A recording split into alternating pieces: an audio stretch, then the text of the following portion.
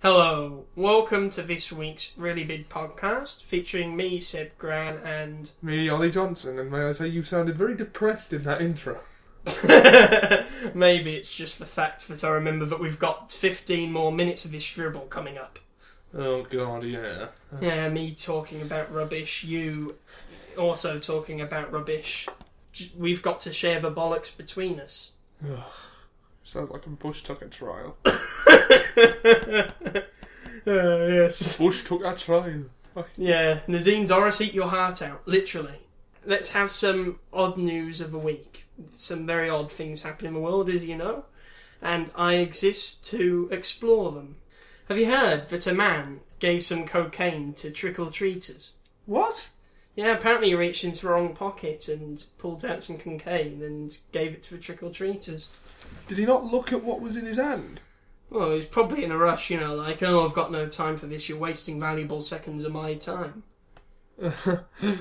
Who's too busy to check whether or not they've accidentally given them cocaine? Mind you, I suppose he might have been high, and, you know, you do everything a lot faster on coke, or so I've heard. So you've heard. Not that I'd know. I wonder if the kids would have got in trouble for possession. Well, they probably would have done if they'd been caught. But how did they figure out it was cocaine? Did they try it first? I don't know. Did they show it to their parents who just happened to know? I have no idea. Let's see, what else is happening in the world? Oh yeah, have you heard about the Kung Fu Nuns? Well, no. No, I haven't. Do you want me to tell you about the Kung Fu Nuns? By all means. Pretty much they're these nuns, they know Kung Fu, and they got in touch with these scientists who said, well, they wanted to study them. I think they're from Tibet or somewhere like that. Anyway, they showed what they were capable of. You know, they did a bit of fighting, and the scientists studied them, and they were baffled because they were amazed at how good they were and what they were capable of. So, you know, these Kung Fu Nuns know something that these scientists don't. But doesn't it sound like, you know, a kids' movie, I don't know, with Chris Tucker in? Chris Tucker in Kung Fu Nuns. Yeah, I can picture that. Chris Tucker, Kung Fu Nuns. Oh my god, these nuns are kicking my ass! Would Jackie Chan also be in it? He would be! He would be! It'd be like the next Rush Hour. And it wouldn't surprise me if Jim Carrey made a small cameo. Yeah. As a, you know, an animated character. Although he is an animated character, isn't he, really? Yes. Jim Carrey's a very animated character. Yeah, his face looks like it was animated. He looks like Aardman. Anyway, have you heard about this girl who can sleep for 8 months at a time? Who can sleep for 8 months at a time? Well, she can wake up whenever she wants to, but she can sleep for 8 months at a time and she'll be normal. Right.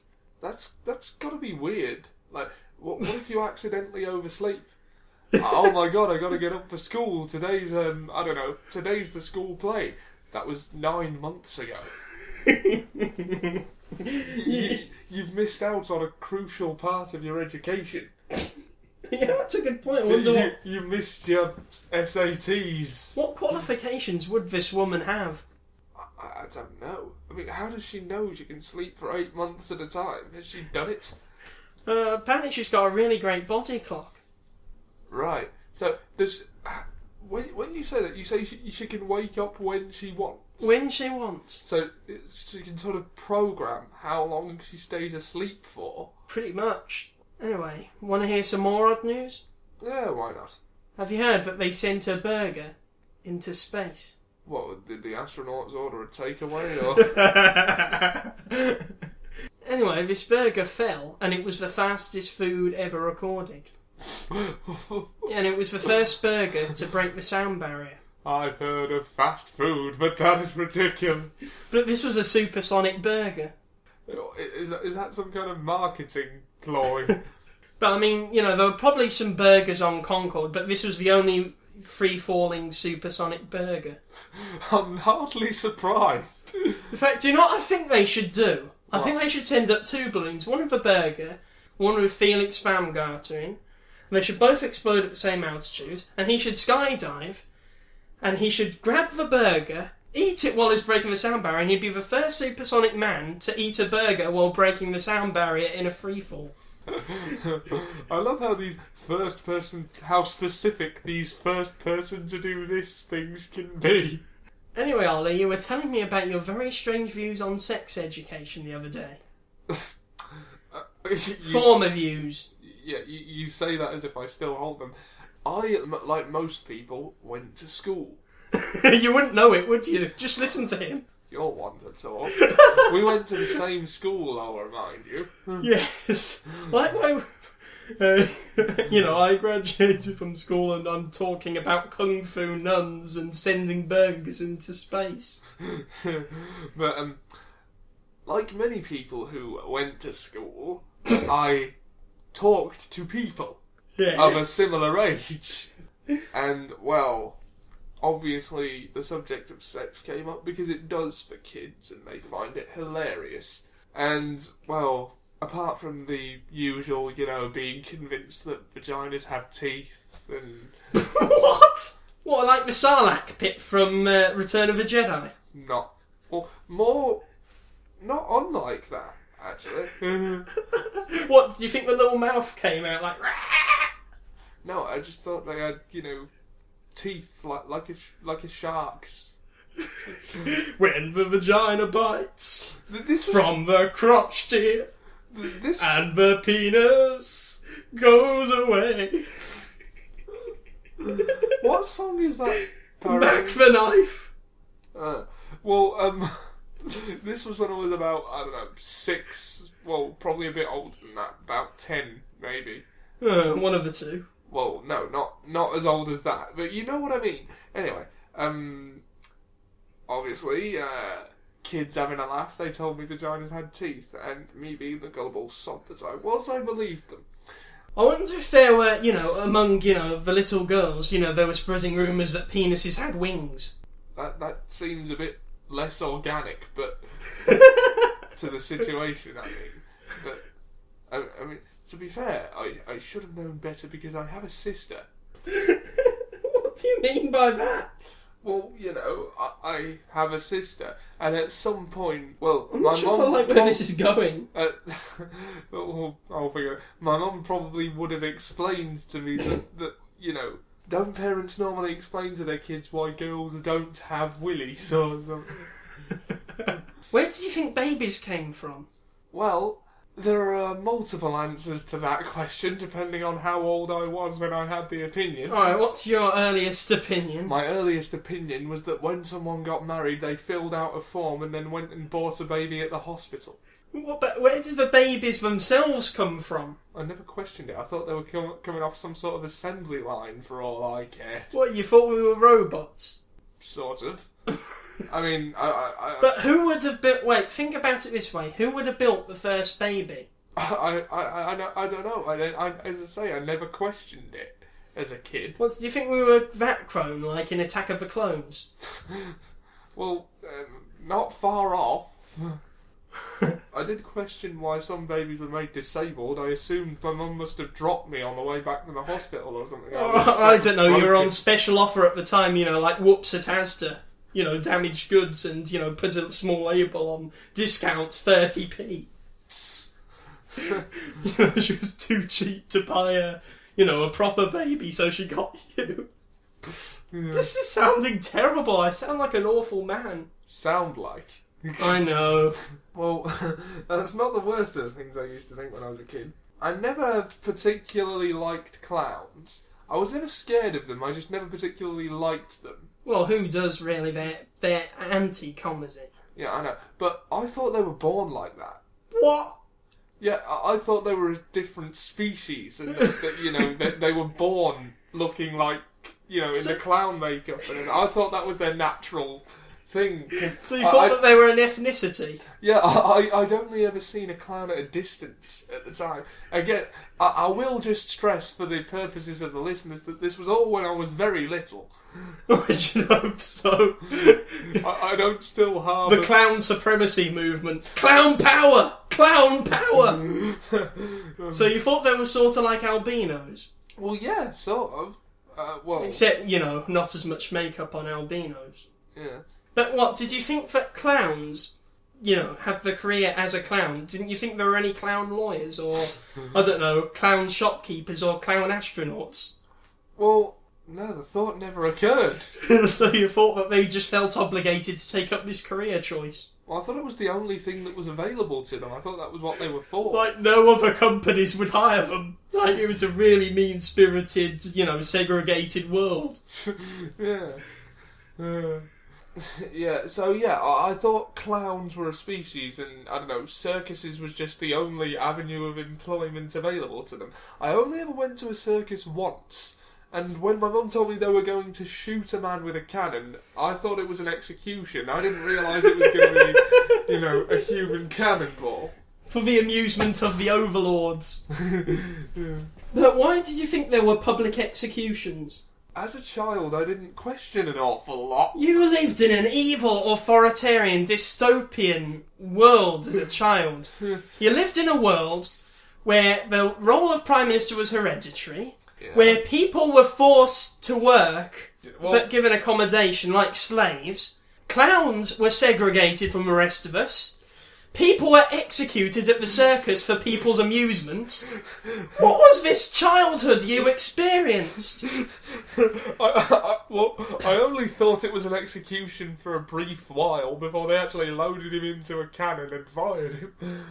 But Didn't you? I thought that was what "you're fired" meant. But what did you think on the way to the circus when you thought, oh my god, I'm going to see an execution, someone's going to die right in front of me? I didn't know that they were going to shoot a man from a cannon at the time. I thought, it was just going to be acrobats and shit. That'd be a great name for a circus. Acrobats and shit. Yeah. Clowns and stuff. I did like the lion tamers though, although I was a bit nervous about the lions. Although I was confused because he was holding up a stool, and I thought that was what the lions were scared of. Like, all lions had an inherent fear of furniture. I thought that was why they lived in the jungle. I know, Simba going into a bar. Hey, Simba, would you like your usual G&T? Oh my god, you've got stools!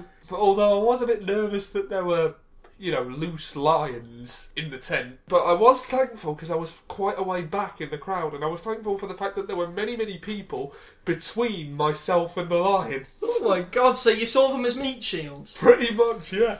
I sort of have the same opinion. When you're crossing a road, there's no level crossing.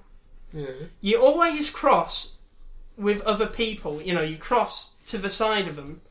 So that, if a car does come speeding round the corner, it'll hit them before it hits me. So they'll slow the car down and give me a chance to escape. Yeah. Their carcass will slow it down, so that even if it does hit me, I'll only get a minor injury. But you've got a wheelchair, that could slow them down even more if they do hit you. Oh, I'm glad I'm such an effective meat shield. So am I. Anyway, we've got our special guest of the week. We always have this guy these days. Oh. Professor Lyric is still on holiday. Where did he go that demands so Mykonos. I don't know why he's so he spent 3 weeks out there. So, oh god, we've got him again, haven't we? Yes, the old man. Let's get this over and done with and go straight to Racist Grandad. Racist Grandad, the racist Grandad. I've heard about all these bloody foreigners that get together and buy up all our businesses. They all commune telekinetically and put all their money together to buy up good old English fish and chip shops and convert them into mosques and Tel Aviv buildings. They all run into the middle of the road at the same time because they believe their magical god will save them from cars. Just because they don't have cars in Zanzibar land or wherever it is they come from. Maybe if they weren't so busy calling people infidels and having their Arabian Nights, then they'd think. Back in my day, you'd only jump in front of a moving car if it was a Stern gang stealing Guns N' Roses or a man who looked German. Anyway, why don't these Islamists build something we can all use, like cobblers or a coal furnace? And as for these bloody mosques, they're going up everywhere. There's one on the corner of every road these days. Bloody onion towers. I hear they hide stolen jewellery in the oniony bits. They're going to convert St Paul's Cathedral into a mosque next. Bloody cheek of it. Just so they can do their curry dances and sing their ping-pong songs. Things are very different these days. Back in 1974, it snowed for 100 days and 100 nights, and we had to put on skis to get to the local labour exchange and chop up church roofs to make kindling. We're chilly back then. One day we were buried under 400 inches of snow. I stuck the dog's kennel on the end of the Ford Fiesta, and we ploughed our way all the way to Bury and back. We also had the 3-day week. Back then, the Earth started spinning faster and faster around the sun, so there were only 3 days in a week. That's why everyone's living to be older today. I went into hospital last week to have my kneecap replaced, saw Dr. Yom Kippur. Bloody Pakistani doctors kept trying to sell me herbal remedies and voodoo childs. He was eating curry for his breakfast in the surgery. The bloody cheek never believe what they say. They're always trying to sell you big issues and poppadoms. He told me that I had to have an operation on my left leg, and I said, pull the other one. He did, and it hurt. He put me under, and I swear on Stafford Crimp's eyes, before I went under, he put a tray of curry on my chest and started eating it. Have you heard about this Bombardier deal? Why should the government let the Germans have our beer? Bloody politicians always selling things to foreigners. Blair sold all of our water to the French. You can't drink a cup of water these days without tasting snails. Gordon Brown sold all of our gold to the Irish. That's just encouraging them. Anyway, I've been being given the wrap it up signal since I started, so I'd probably better stop. I've been realist, Grandad. Fuck off! Right. Racist Grandad, everybody. Is there anything else? Not really. I'm spent after Racist Grandad. I really am. Yeah, I mean, it's quite unbelievable, isn't it? Takes me back. Yes, that was today's episode. Yeah, I've been Oliver Johnson, apparently. Well, we're going to see you next week, aren't we? Yes. So we're going to have another podcast next week. You at home are going to enjoy it? Hopefully. Yes. Well, probably not, but you know. Well, it depends whether we have Racist Grandad next week or not. Yeah. Anyway, from me. And me. Bye. Bye.